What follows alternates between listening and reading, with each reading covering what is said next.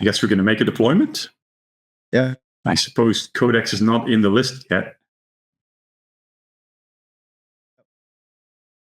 It is actually. Go to templates on the left side, and then you search Codex. It's an older version, but if you click that, and then you go to the View SDL, the top. So that's what he did. So all I did was just change the image. Yep. So if you pull so we'll create a custom deployment, but it is very similar to this template. Yeah, we need to make some changes to this. Yeah. So you can go down to how do we do that? SDL builder. And then this is where you would click import,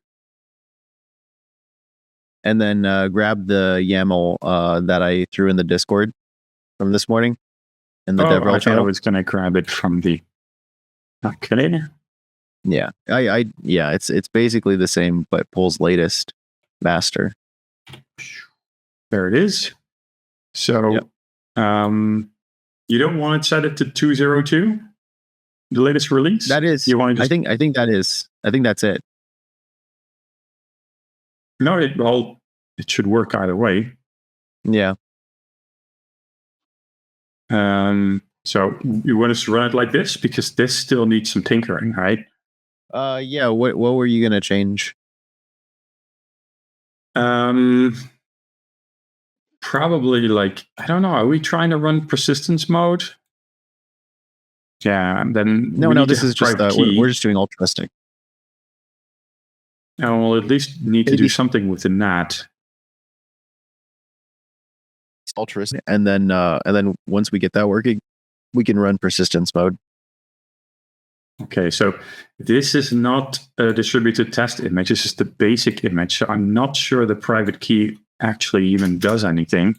Yeah, you can delete it. Yeah. And if we're not doing the marketplace, then I recommend we remove these.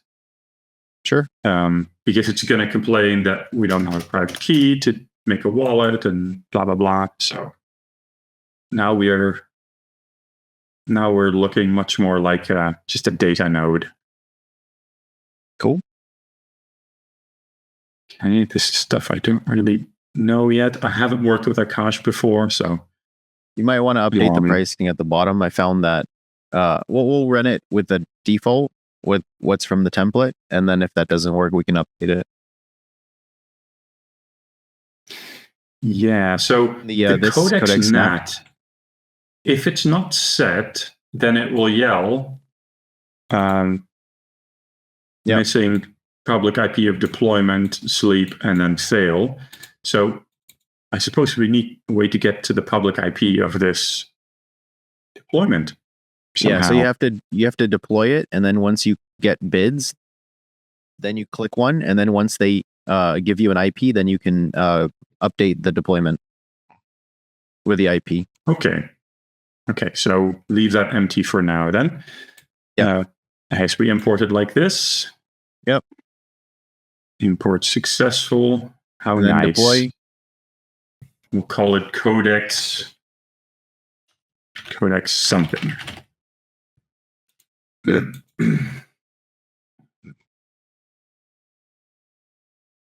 All right, deploy.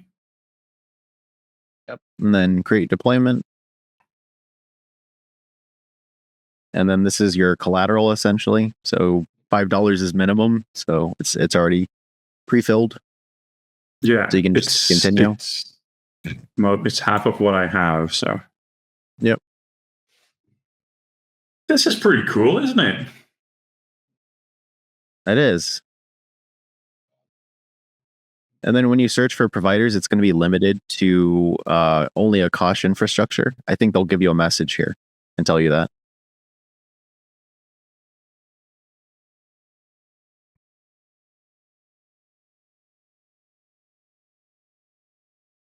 And if it takes more than like a minute, then that means you have to increase the price. It'll throw a message that says, if it's taking this long, you should change your bid your bid price or something like that. Yeah. That makes sense. I wonder if it makes sense for Codex to have something similar to this in terms of like so like you can have a console based interaction with the same marketplace, or you can use their browser based console, which is what we're doing right now. Yeah, I suppose fundamentally it kind of does, because when you post a storage contract and nobody takes it, then here it says you can wait longer or close the deployment and try again with different configuration. Yeah, so close the deployment here, and then we're just going to increase the price. So it's going to return escrowed funds. Closing deployment. And then hit deploy again. And then where is my... it should have saved in your SDL builder. It should have saved it. Yeah. Here it is. And so here you can in the YAML, the very bottom, you'll see pricing. Under pricing, see it says amount. So change that to 150,000 instead of 100,000. 150,000. And that's what did it for me. Create deployment. You want to up this too, or leave this at 5? No, you can keep it at 5. Yeah.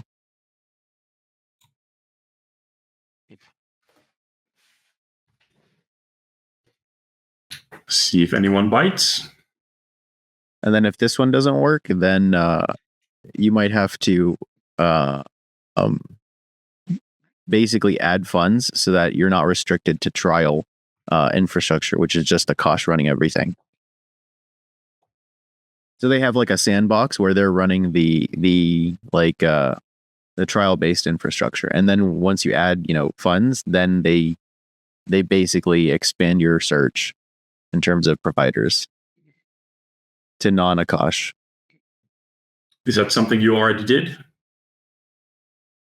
Yeah, that's what I had to do, because I was playing around with the pricing as well, just to see if it picked up, but it didn't. So adding a credit card and adding $20 or whatever amount, that's what solved it for me. Makes sense. From their point of view, it wouldn't be very interesting to give a bunch of resources away for free for anyone who just happens to go to your website. So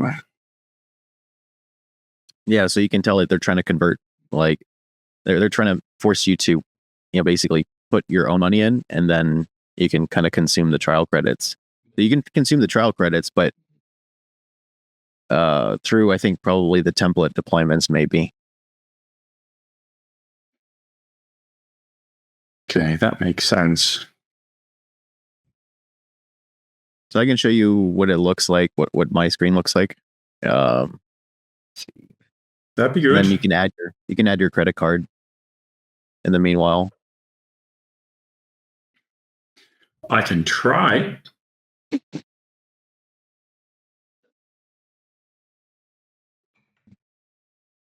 So this is what it looks like when you have active deployments. So I'll close both of these and I'll just show you. Close. Put the IP. All right, that one's down, and then it returned the funds. Looks like it only docked a penny. I think the cost for running this, it's like a 2-core, 4 gigs of RAM, 11 gigs of persistent disk. It was like 60 something cents a day. So, or yeah.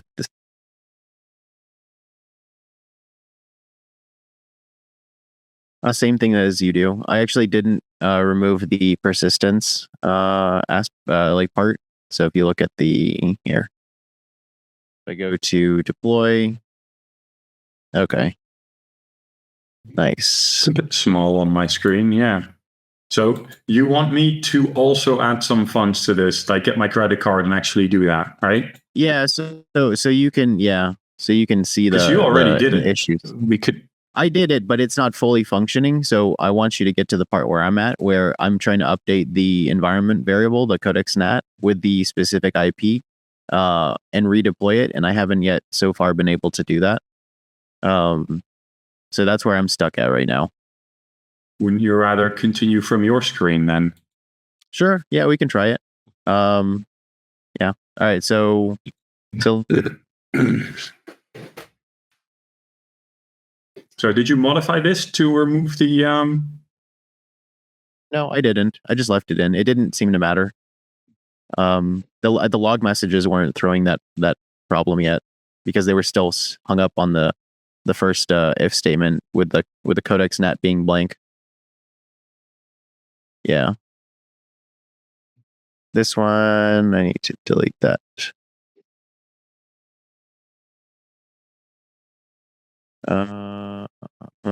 Here. Can you zoom this in a little bit maybe? It's a bit grainy on my end. Is this better? Yeah, that's much better. Thanks. Okay. Yep. So this is good. This is good. Good. Good. Good. Good. The SPRs, storage quota, everything is good there. That's fine. So should be good now. All right. So we'll create the deployment. $5. Searching for providers.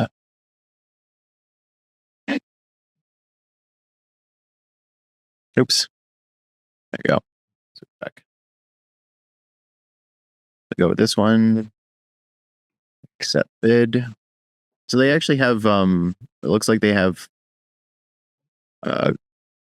data centers that have been audited as part of the options. Okay. That's nice. It gives you some impression of what you're getting.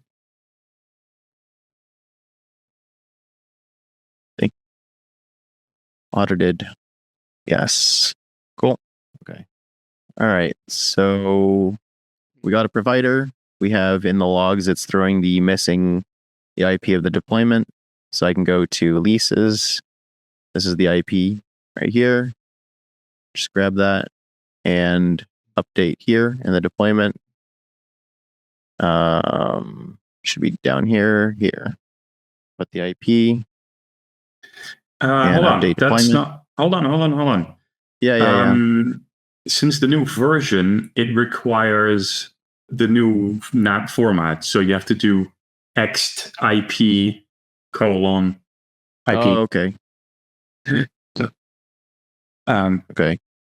I think it's going to need that. EXT IP : Oh, I already apparently hitting the update deployment already through it. Yeah. Okay. So we'll do it here. I went too fast. All right. Here we go. So EXT colon, and then EXT IP colon. EXT IP colon. Okay. I think that's it. I could check it for you real quick, but I'm pretty sure that's it. All right. Let's see if this works. Yeah, I believe that's how it's being set by the Docker script. Okay, now I have new log message. Codex does not accept arguments.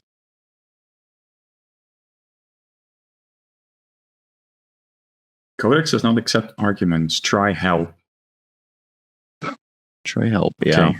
Must be something wrong with the argument that we're passing it. Let's see. Check something. So we got past this one. We make a directory. We make a quota. You know what? I think the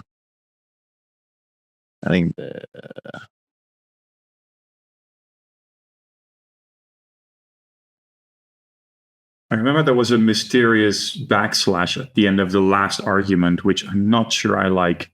So before we deploy, maybe also remove that. No, at the very end. This The very end? At the very end of the arguments of Codex. Oh, okay. Down here. Here. That one, yeah. Okay. Anything else you see obvious? So in the template, it's using a write. What do you call it?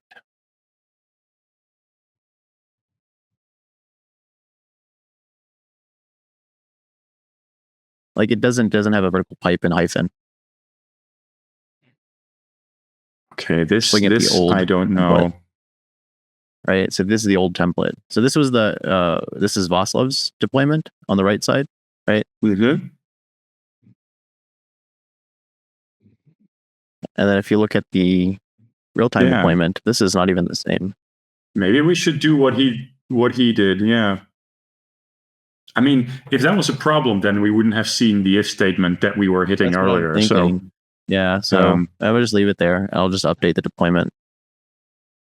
What's this then? Transaction failed. Okay.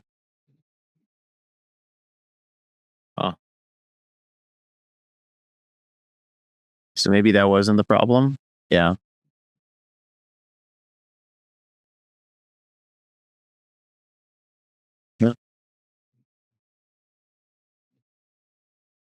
Yeah, so Vaslav's template also doesn't have this final slash, right?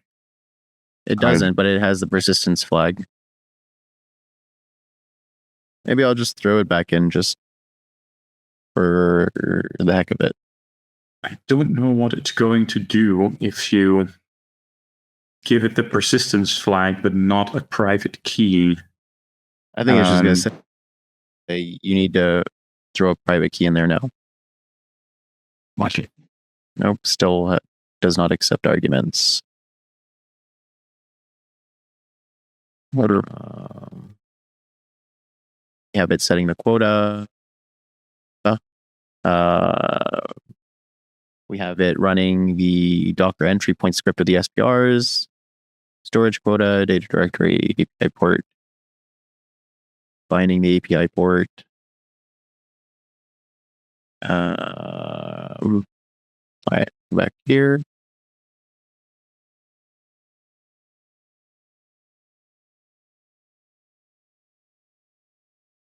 Zoom out a little bit so I can read. Okay, created container codex, started container codex, back off, restarting, failed container codex in pod, whatever. Assigned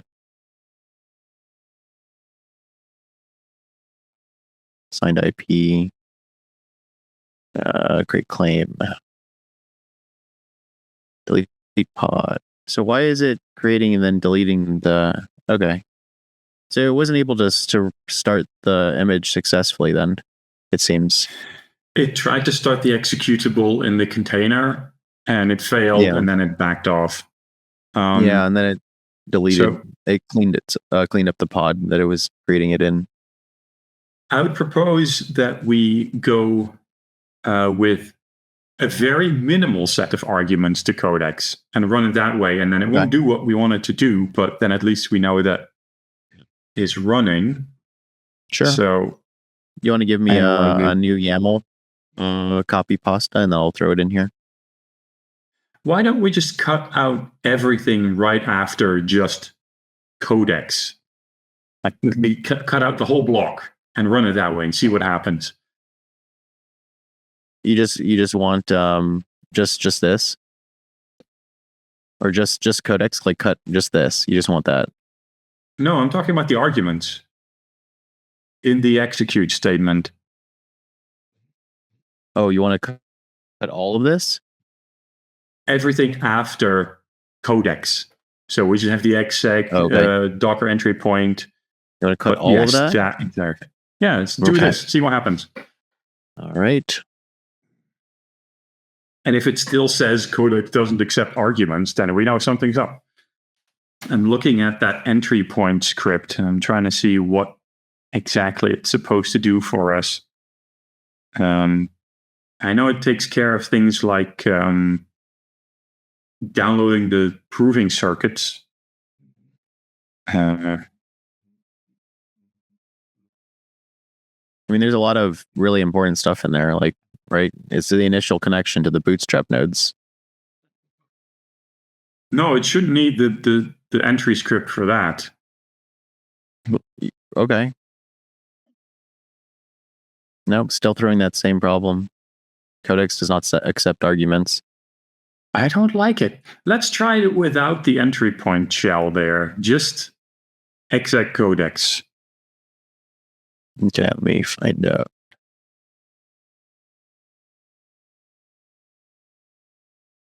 All right. See if this one works. If this node even runs, it won't connect to anything. But at least we know it can run.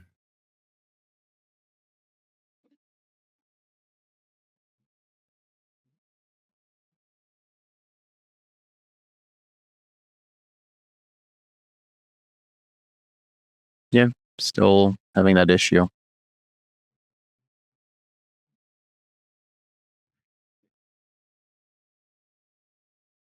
You can read that, right? The logs. Yeah. I can. Hold on a second. It's printing the text run codex node, the first line, right? Yeah. Right. That line is found in the Docker entry point script, which we just removed. So it shouldn't be there. So let me take the YAML and then redeploy it. Like, let me close this deployment because maybe it's caching the old YAML. It's not updating it. Is that what you're thinking? I'm thinking, yeah, that's what I'm thinking, because we just removed the script that prints the thing that we just saw. Let's try. So I grab the updated YAML here. So Codex something. Yeah, and it's just calling exec codex, and it's just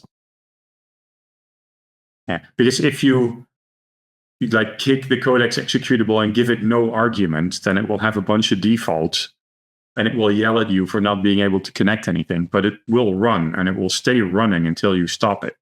So that's kind of the behavior I'm looking for. Have you gotten this to run on your end, Guru? Not yet. I'm just looking at you guys because you already exhausted the $10 credits. So, yeah. Oh, you already used up the $10 credits? Yeah, to run Waco node like last. Oh, gotcha. But I can just put in my card and try it. I just found out there were new issues. I wish I could send you some of this. After the new release, I'm getting a code 127 and it automatically stops after a few minutes. And the second issue is I'm unable to stop the node right now. So even if I close the terminal, which runs the node, it still keeps running in the background.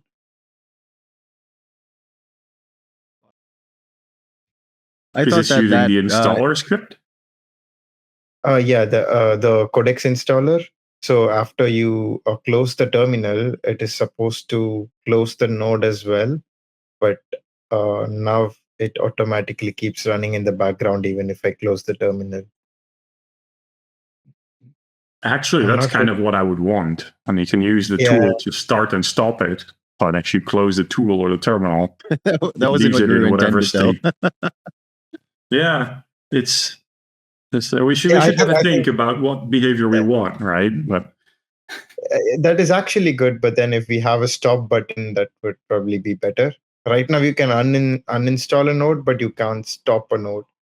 So uninstall means just deleting the binaries so that the next time you restart your computer, the node won't be running, but you can't stop it.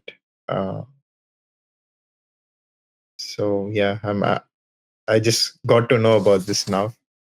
And also the node stops with code 127. It says get address info not found, which is probably because I'm not sure if the bootstrap nodes work without the Ethereum key pair. Well, they sure should. Yeah, because they did before. Yeah, I think this just happened after the new release, and all I did was to copy the 4 bootstrap nodes and put it into the Codex script. So yeah, I'm not sure if this is just for me or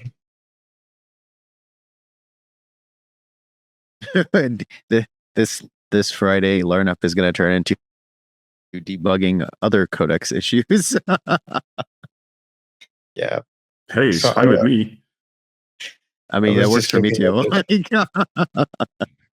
This deployment isn't going through. I don't know why.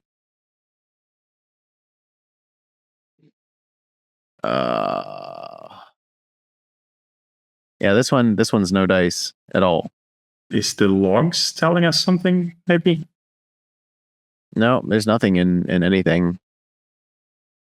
Here, I'll refresh. I'm hard refreshing. Come on. Yeah, no. Show me something. Okay, I guess it's stop, kill, delete, try again. Yeah. Can we do that? Apparently there's this button right here, redeploy. What does this do? Nah, I'll just kill it. That's fine. Deployments, check, close, confirm.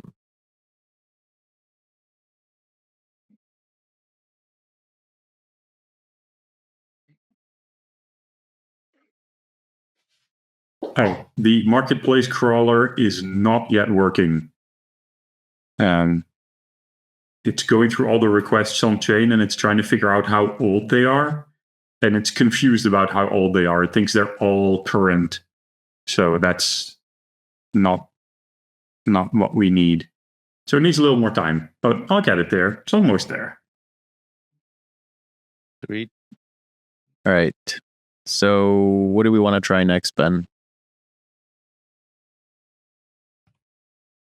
Let's see here. Let's see. Where are we? We're back at the SDL builder screen. So I already, like, this is what, not that, here. So the left YAML is what we have in there currently, the Codex something.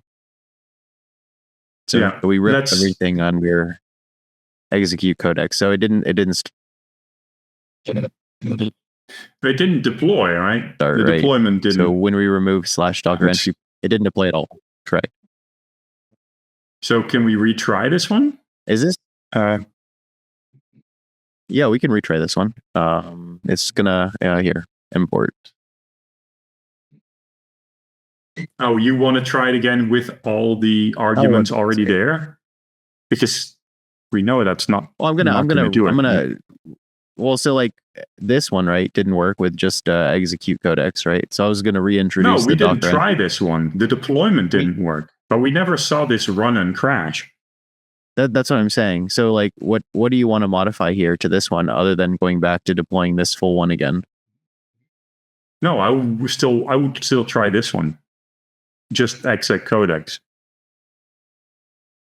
Because I don't think this got. Yeah, but it doesn't work. So what modification? It did. Here, I'll show you.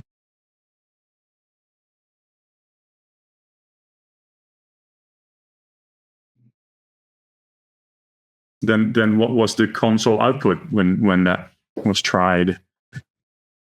Nothing. It just never ran. So I'm saying, like, I think you need that Docker entry point script. I don't know what's in that bash script. I forgot.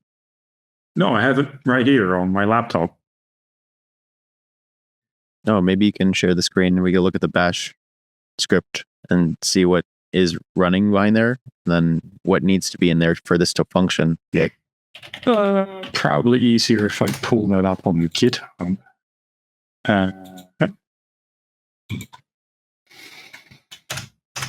Then I can share it from here.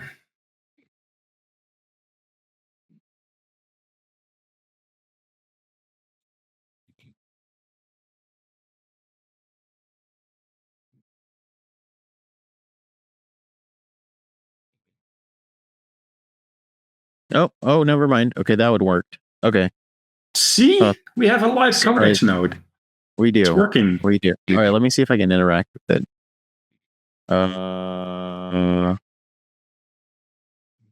Interesting. You can use the curl to get the local host like debug info, right? Yeah, let me go to the API.codex to storage. I don't remember the curl command.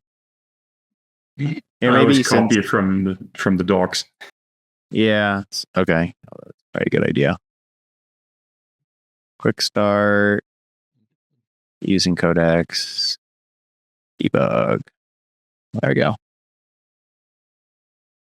Uh-oh.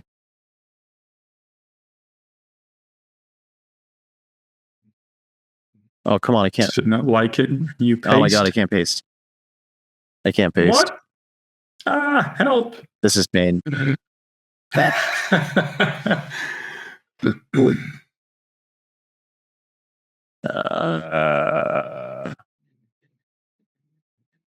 don't think you need any of that. Just after the. Oh, there you go. Aha. Oh. It's working. It's running. It works. Okay, so we learned that you have to delete the whole deployment if you want to update the YAML and then recreate it. Yep. Let me try and pull the CID that you were sharing. Oh wait, that wouldn't work because this is not going to work. It has no bootstrap now. It's just not connected to anything. Everything else. Yeah. I know. Okay, so now we add the. So what's going on in the entry point file then? I guess so the Codex node runs fine. So there's something. I guess the problem is in the entry point running that on here. Maybe, but we don't need that shell script. We can just pass the arguments we need to Codex directly. Yeah, you want to type them all out? No, I want to copy paste them. Yeah, me too. I need the terminal. So I think we should install. Yeah. You have that YAML, right? You have the original YAML and you have the YAML with just exec Codex. And let's just modify that one and add some arguments back in. And then eventually we'll get there. All right. Yeah. So here is the Codex something. And here's the old one. All right.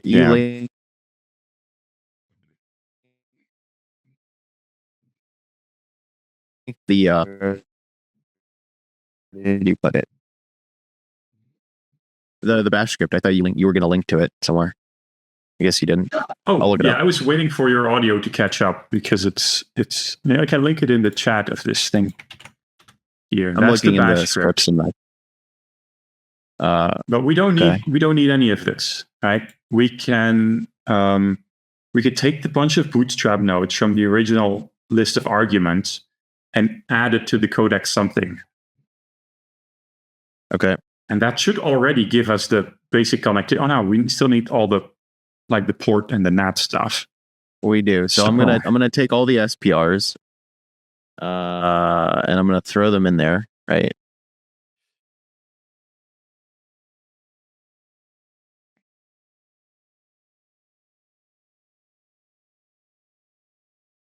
Yeah, that's good. Good so far.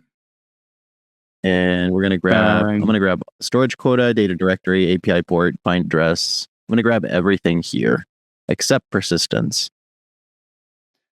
I think the only thing we really need is the NAT argument. Okay. It's coming from the environment variable, but maybe that's not working for some reason.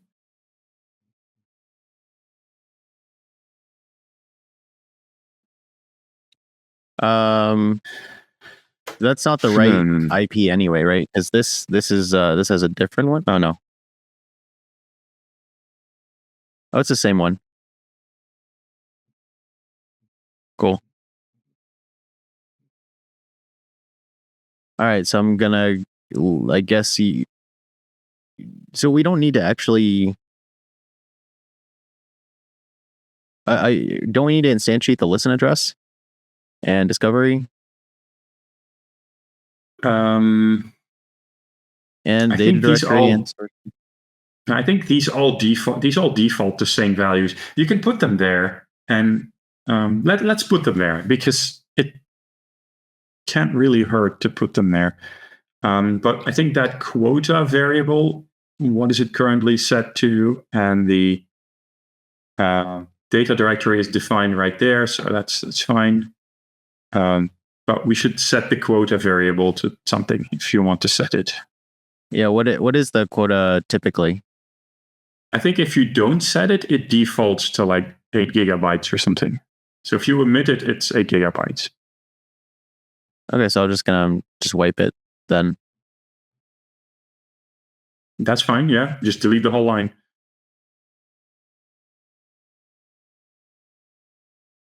All right. Any other changes you want to make? Still want to get rid of that trailing backslash. Yes. All right, so let's update. Let's try it like this. This didn't work last time we tried it. Remember, we had to delete the deployment and then make a whole new one. Yes, you are correct. There are other nuances. I vaguely remember Vav was telling me about all the little nuances, and I think that was one of them. I've forgotten because we hadn't used Akash. Yeah, it's my first time looking at it this today, and so far I quite like it. It's quite an interesting idea. It seems to be working fairly well. Edit the routing table. Oh, yeah. Oh, let's run that. Let's run that debug info.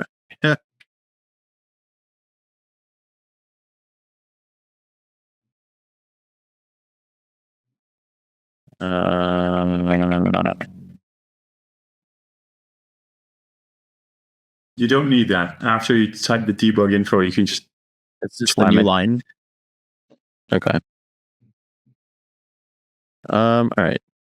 We have way more nodes in our DHT now. Cool. Okay, so now maybe I can pull the file, the CID that was shared recently. Let me see. I can still pull it just to make sure that it's still in the network. Because I got me a local node.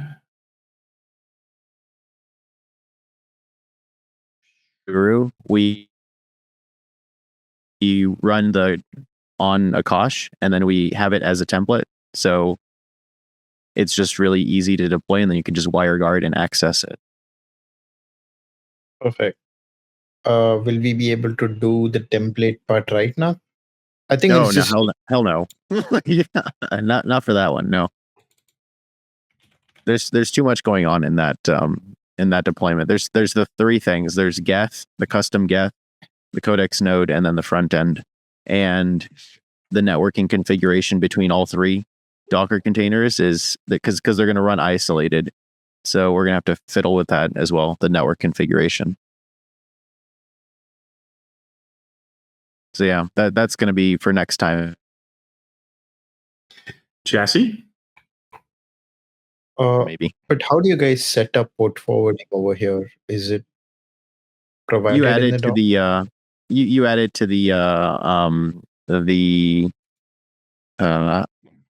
somewhere in the YAML, right? In the builder. You can add it in the YAML because yeah. It's right here. See, expose. Straightforward. Right there. Yeah. What were you saying, Ben? Docker Compose. I put a CID for you in the chat in the stream thing. Okay. this works because my local node can fetch it. I'm just feeling very sorry for you if you have to actually type this into the Akash I'm feeling console. sorry for myself. Like, I was supposed to be able to SSH into this, right? So, like, next time we should do that instead of me typing this. I'll type this out just for the recording. It might still be easier to SSH again. into it Like, if you know where to go. Yeah, exactly. I don't know where to go, but like, we'll do this for now. So, okay. So I lost connection. Nice. Okay, perfect.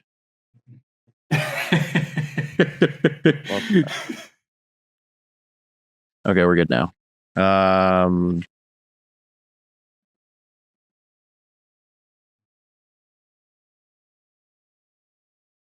Oh, Jesus. Hold on.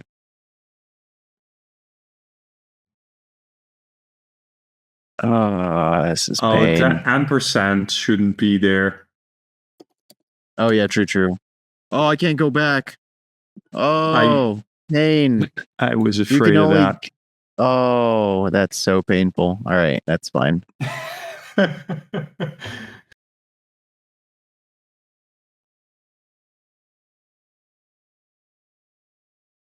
Just tell me if I make a spelling mistake so I don't have to go back.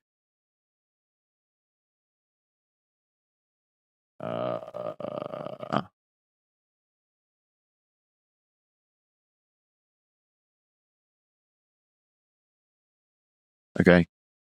And then /network/stream. And then what is this file? I'll just specify the output. It's the Genesis JSON of the test network. It's a JSON file. Okay.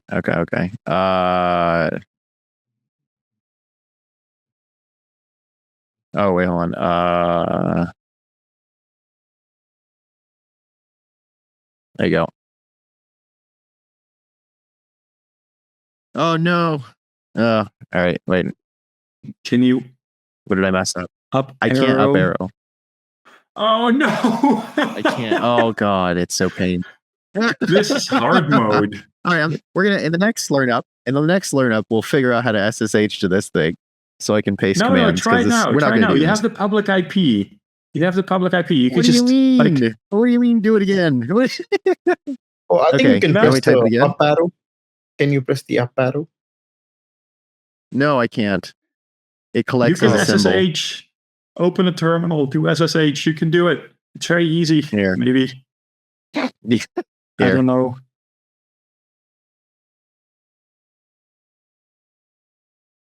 Where the heck is the Akash thing? Here. All right. Here, I'm gonna. You guys chit chat for a second. What? I'm gonna SSH into this thing. Okay, so I just don't. We got the node running. It appears to be connected to the testnet, and we are trying to get it to download a file that I have on my node here at home. But we cannot copy paste anything into the Akash console. So Jesse took the valiant effort of typing out the entire CID by hand, and then it didn't work. And you cannot up arrow to recover the command or use arrow keys to go back and forth in the command. So we cannot really edit it. So now we're trying to see if we can just SSH into this container and then maybe use a slightly more convenient console to see if we can use the Codex node that we are running there to download this file.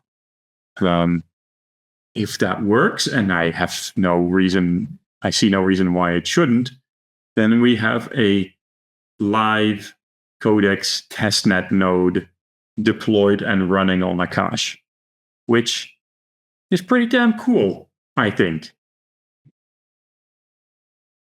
Yes. And I would love it if we could prove that in the next 5 minutes.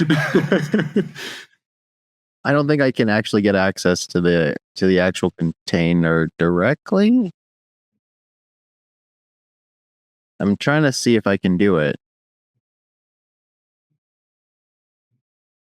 Yeah, this is not like a normal VPS provider, you know, like where they just give you the, you know, the user and host name and then some sort of like auto-generated password to connect to it, or like a place for you to put your public key. Like they don't do anything like that. So let me see. Okay. To SSH into an Akash container, you'll need to ensure the container image includes an open SSH server. Oh, okay. So we don't have that baked in. No, we don't. So we could do that in the next learn up. We could throw in that. Yeah, good. Something else we could do, which I wouldn't recommend for normal usage, but we could do for this. We could adjust the port forwarding to include the API port being forwarded. And then you could talk to it from your local machine to the public IP, maybe. Yeah, that's a good idea for next time. Only because we are running out of time. Okay. So we can wrap up. Fair enough. Fair enough. Maybe plenty more stuff to do.